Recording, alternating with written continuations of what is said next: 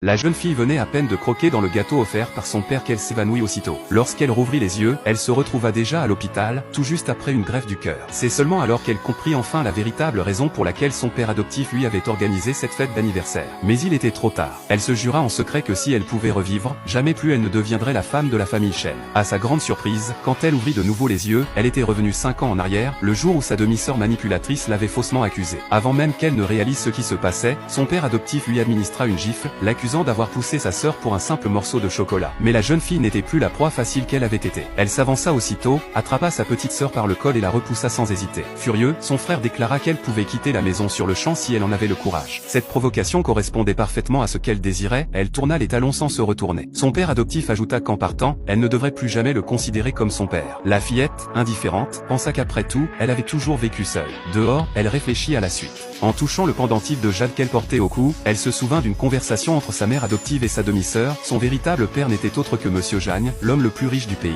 Naturellement, il ne l'avait jamais laissé vivre une bonne vie et ne lui avait rien dit. Alors qu'elle s'apprêtait à partir à la recherche de son père biologique, elle s'était autrefois retrouvée morte sur une table d'opération. Cette fois, elle décida d'être courageuse. Bien qu'on dise de lui qu'il était un grand démon, elle n'hésita pas à arrêter sa voiture. Elle lui expliqua qu'elle s'appelait Shen Qianqian, qu'elle avait 14 ans et qu'elle était sa fille biologique, précisant que s'il doutait, il pouvait faire un test de paternité. L'homme, impassible, referma la vitre et ordonna à son chauffeur d'avancer. La fillette, furieuse, ramassa une pierre et la lança sur la voiture. Comme prévu, ce geste le fit descendre. Mais, trempée par la pluie, elle perdit connaissance. À son réveil, elle était allongée dans un lit. En reconnaissant la demeure de son père, elle s'inquiéta, pourquoi l'avait-il ramené? En cherchant à comprendre, elle surprit une conversation où il affirmait que sa mère biologique n'était qu'une grande menteuse. Paniquée par un chien qui aboyait, elle se trahit et dut affronter son père. Il lui demanda où se trouvait la femme qu'il avait mise au monde. La fillette expliqua qu'elle avait grandi dans un orphelinat et qu'ensuite, quelqu'un avait fini par l'adopter, sans entrer dans les détails. Elle n'acheva pas sa phrase, mais l'homme avait déjà enquêté sur son passé tragique. Voyant qu'il restait silencieux, elle tomba à genoux et le supplia de la garder auprès de lui. Il la repoussa froidement, ce qui la fit s'effondrer. Elle ignorait qu'il avait déjà décidé de la prendre sous sa protection. Il ordonna au personnel de la maison de veiller à ce qu'elle soit traitée comme lui-même.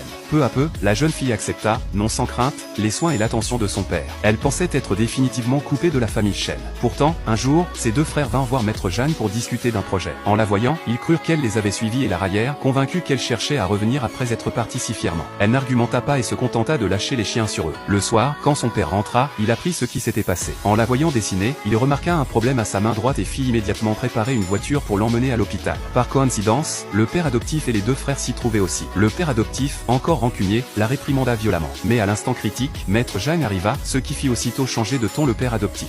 Les frères insinuèrent que la jeune fille cherchait à saboter leur partenariat et supplièrent l'homme de ne pas la croire. Le père adoptif tenta de l'entraîner en promettant de la traiter désormais aussi bien que sa sœur manipulatrice, allant